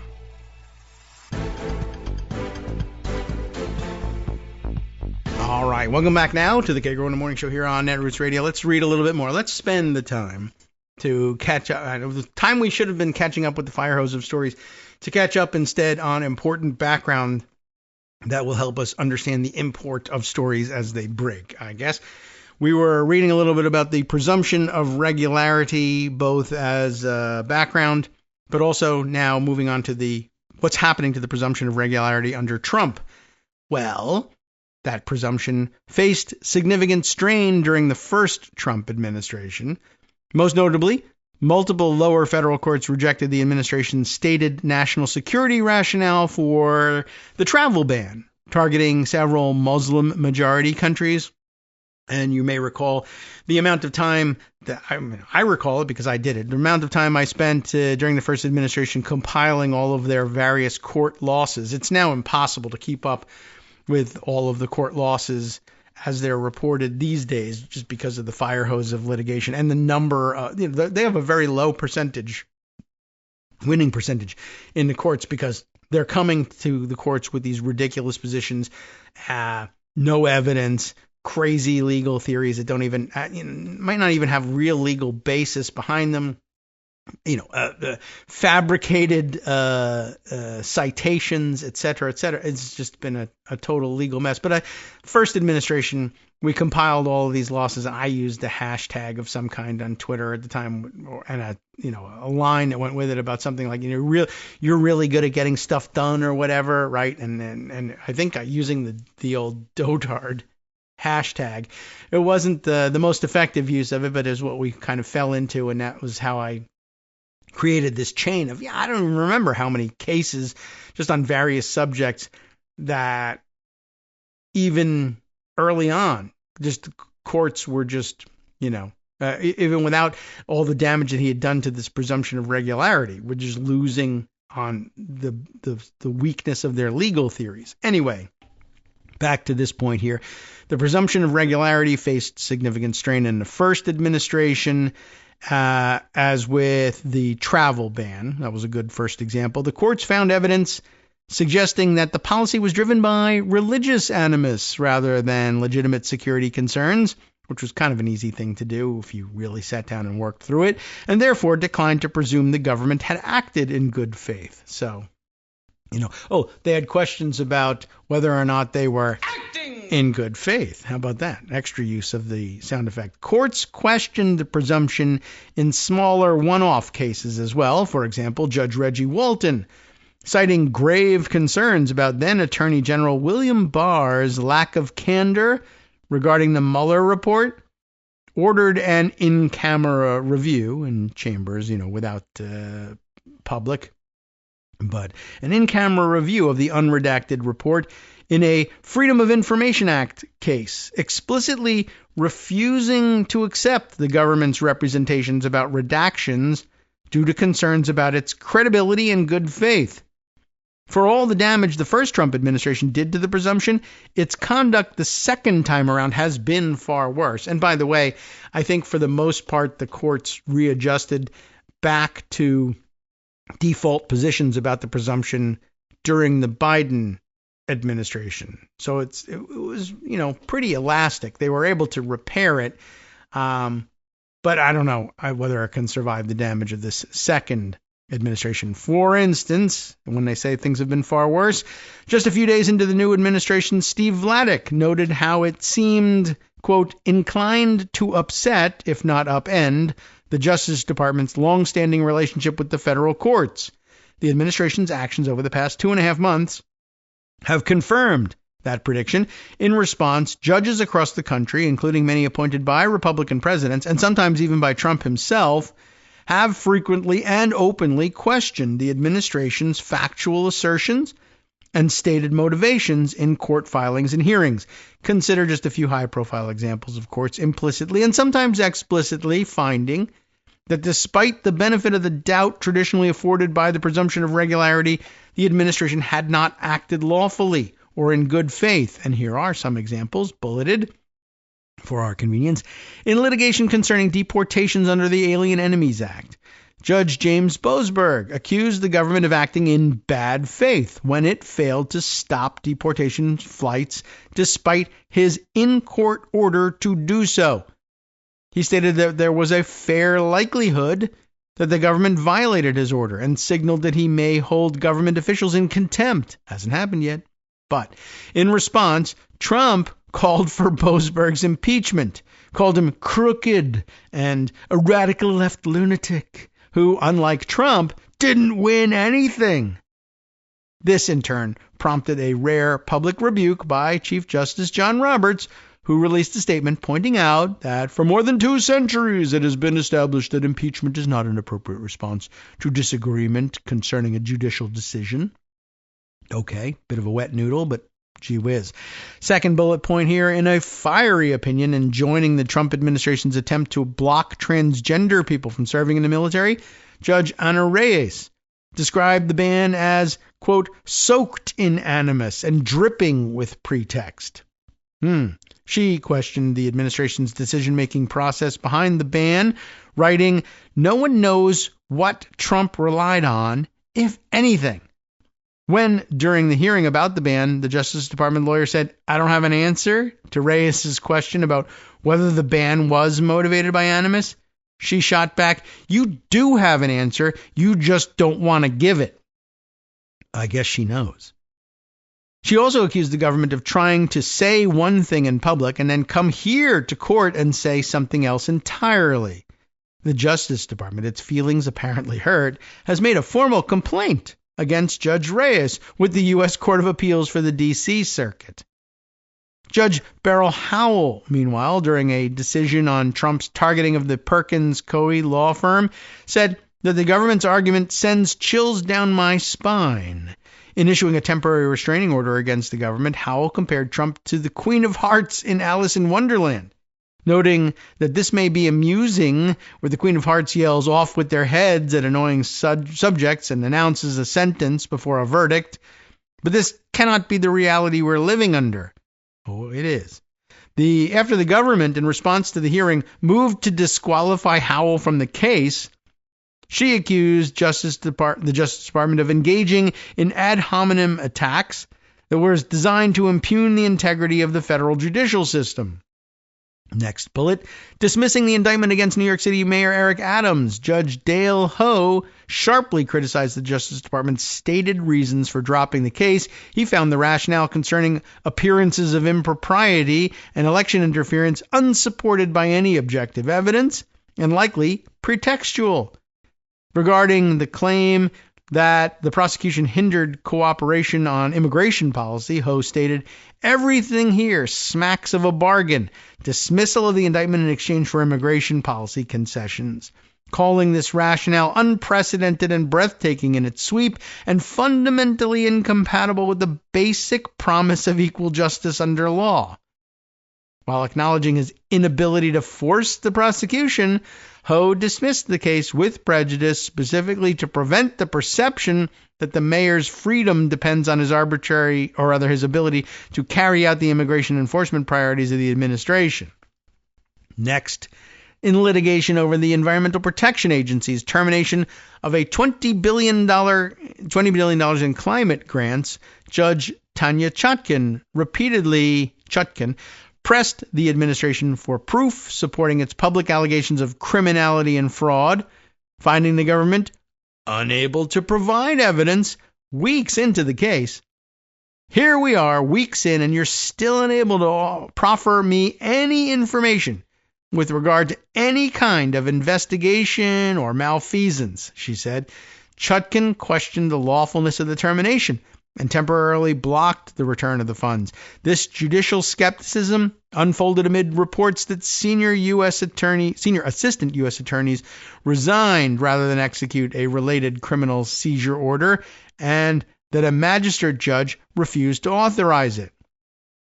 In litigation challenging the Trump administration's attempt to dismantle the Consumer Financial Protection Bureau, Judge Amy Berman Jackson granted a preliminary injunction, finding the administration's arguments lacked credibility. She specifically called out the government's shifting explanation for a stop work order issued to agency staff, stating that its 11th hour attempt to suggest immediately before the hearing that the stop work order was not really a stop work order at all was so disingenuous that the court is left with little confidence that the defense can be trusted to tell the truth about anything.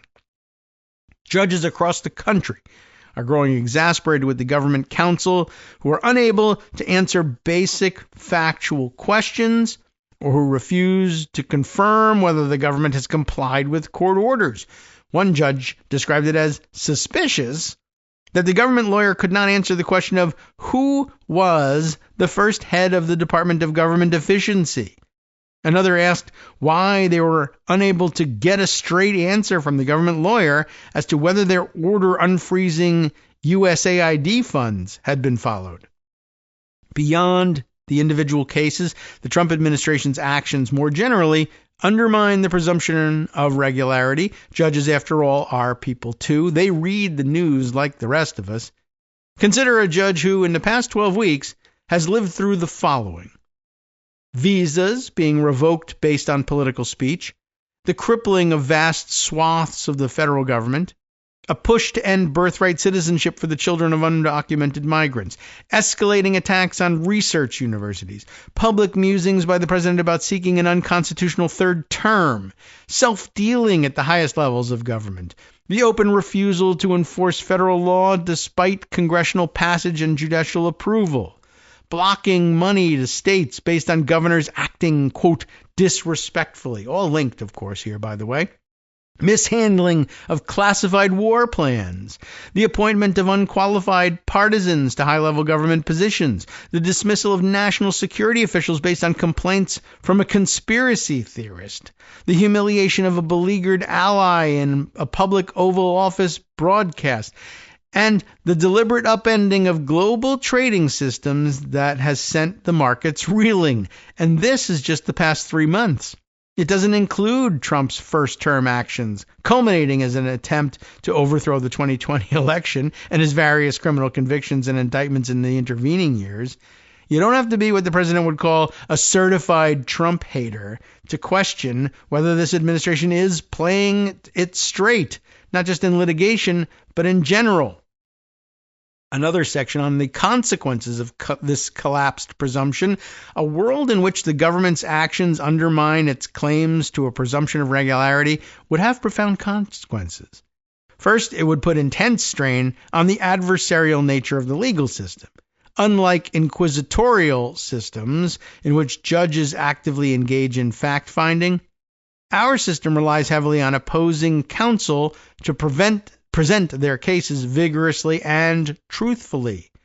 This presupposes a baseline of good faith and candor from all lawyers, particularly those representing the government.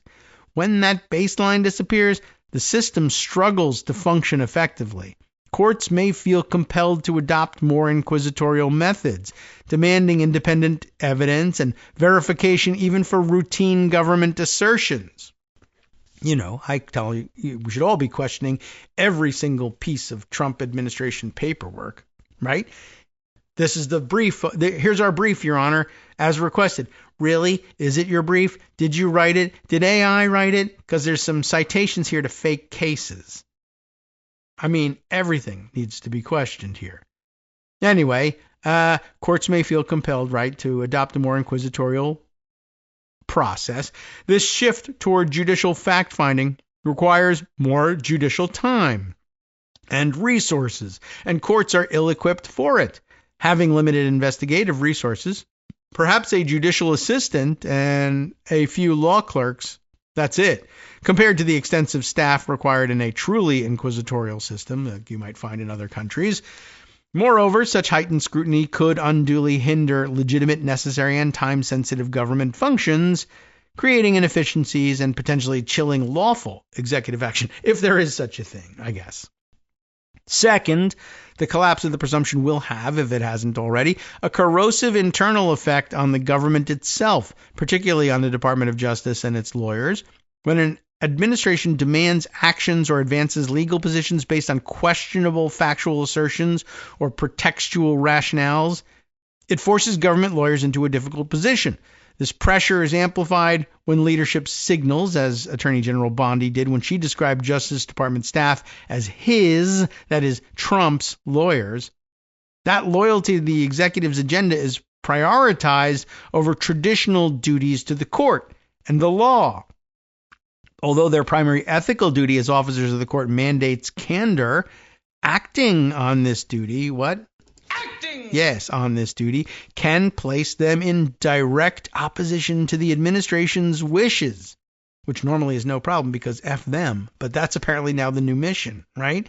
This creates a sharp conflict, not of ethics, as the duty of candor is paramount, but of practical consequence, pitting professional obligations against employment repercussions, including outright firing. This dilemma can drive experienced ethical lawyers out of public service, thus eroding institutional integrity, expertise, and capacity within the Justice Department. This degradation in turn leads to less effective government representation and more errors or questionable conduct before the courts, creating a negative feedback loop that further diminishes judicial trust and undermines the presumption, ultimately hindering the government's ability to function effectively under law. Judges have already noticed the degraded nature of the Department of Justice representation, both in terms of fewer government lawyers available and the increasing reliance on political rather than career officials. For example, in a hearing over the administration's targeting of the law firm Jenner and Block, Judge John Bates asked Richard Lawson, the sole government lawyer present, who had been hired by Attorney General Bondi after previously working on her consumer protection matters in Florida, why he was the lawyer on the case. The Department of Justice has a lot of lawyers. Why is this all on you, Mr. Lawson? Gee, can you think of a reason? And third, if courts are unable to apply the presumption, it would weaken the judiciary in both the short and long terms. Courts possess neither the purse nor the sword. Their authority rests significantly on their perceived legitimacy and the willingness of other branches to respect their judgments. If courts frequently call out government falsehoods or bad faith, and the executive branch ignores or dismisses these findings, the judiciary's authority is diminished. This risks escalating confrontations that the judiciary is ill-equipped to win, potentially leading to several, I would say, not a constitutional crisis, but to several constitutional crises where the rule of law outcome, mass public mobilization that causes the executive to back down, is far from guaranteed. Conversely, if the judiciary fails to call out blatant government falsehoods, it risks losing credibility with the public. It's a no-win situation for the courts.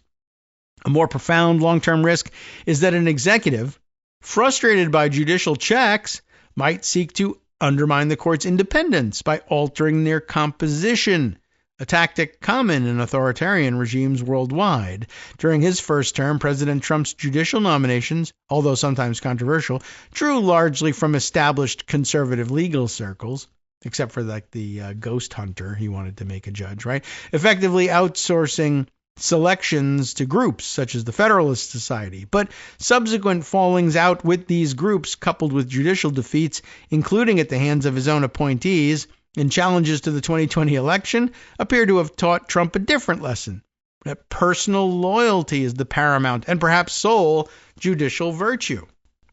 While there have not yet been any judicial nominations in this second term, that's a good point, he hasn't sent anybody for confirmation to Congress yet. The personnel choices for top law enforcement roles signal a clear prioritization of allegiance over traditional qualifications or independence.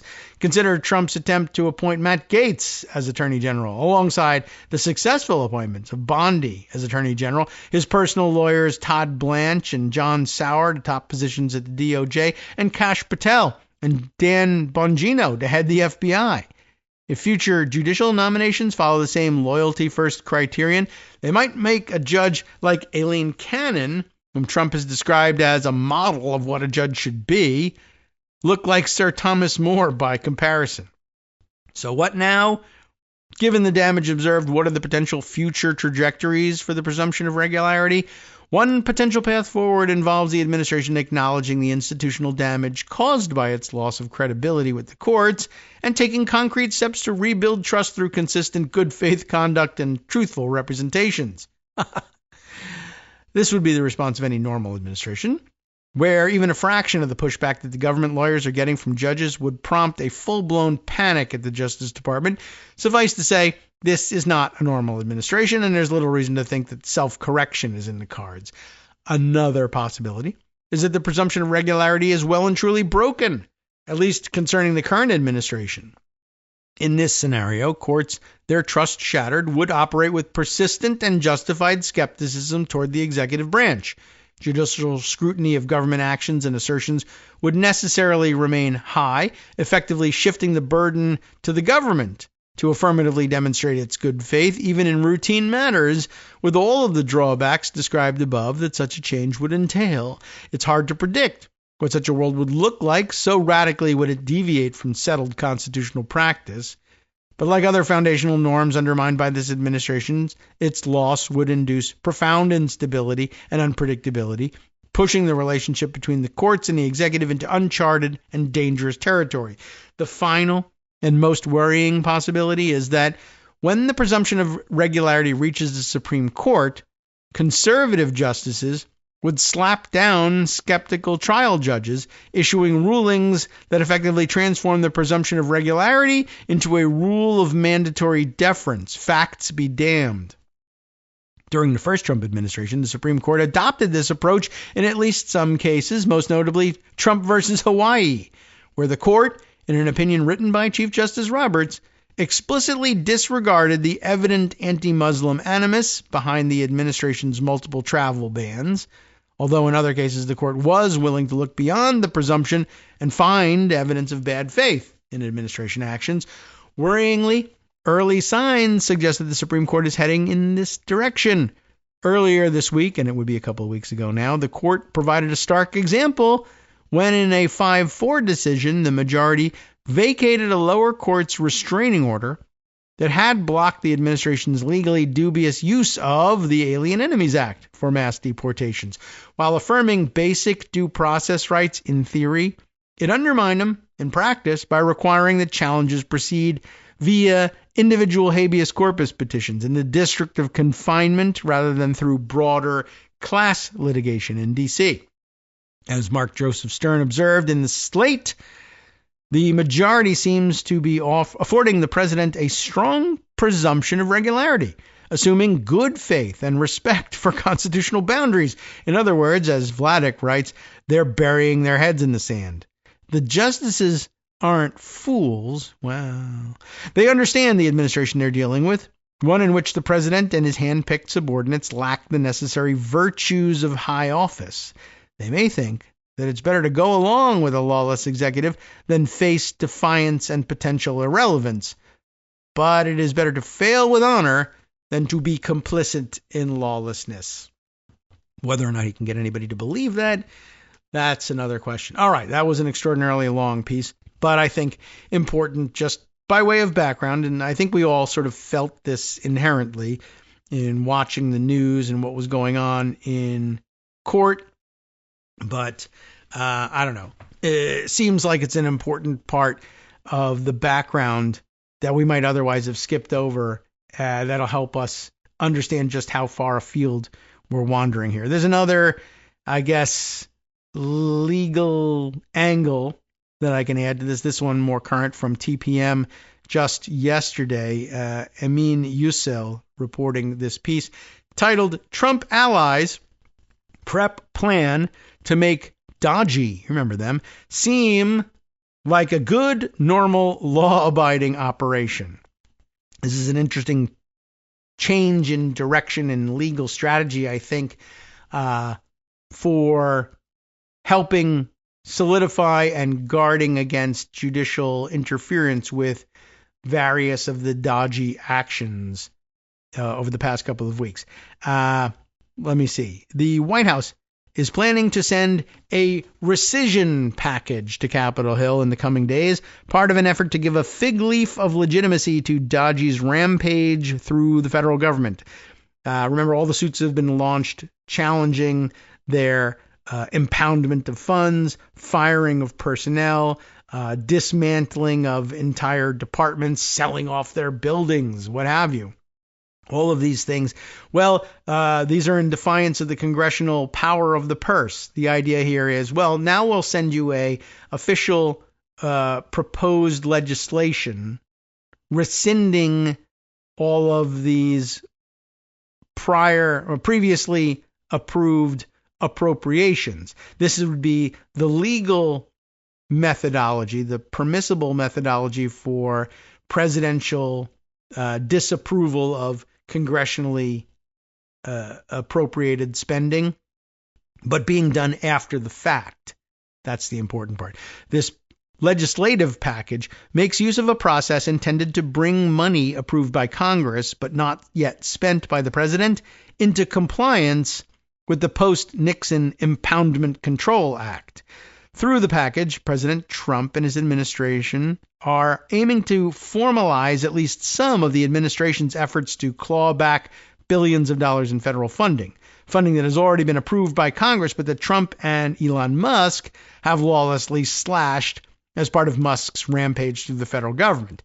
The package is reportedly expected to include $9.3 billion in cuts to the State Department, National Public Radio, the Public Broadcasting Service, and more. The vast majority of the cuts in their rescission bill, roughly $8 billion, would reportedly be on foreign aid. And it's really just not that much money compared to the budget itself. The Trump administration and the Department of Government Efficiency, the fake department, DOGE, have since the first days of his term been unilaterally making huge cuts to previously appropriated federal funding. The president has already shuttered USAID and folded it into the State Department, slashing hundreds of foreign aid programs. Some of the more disastrous cuts have been blocked by federal judges, but the threat to crucial federal services remains for months now. Republican lawmakers, hoping to save face with the public, have been asking the Trump administration to send such a rescissions package in order to formalize the cuts that he and DOGE has been enacting unilaterally.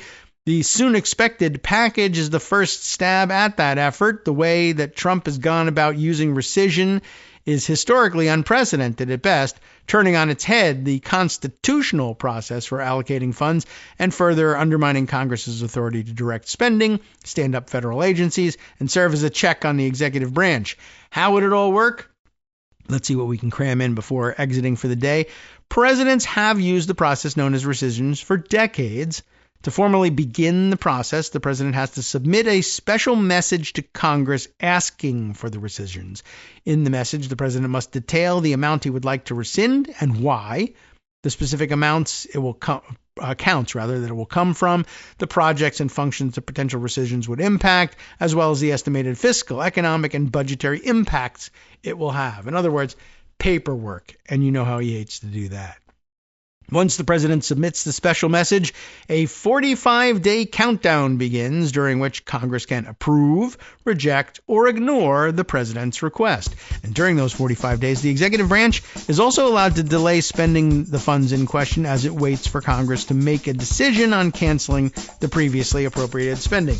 As Congress starts considering the rescission request, it could draft a bill that encapsulates what's outlined in the request. That bill would be referred to the appropriate committees. The panel would have 25 days to vote it out of committee.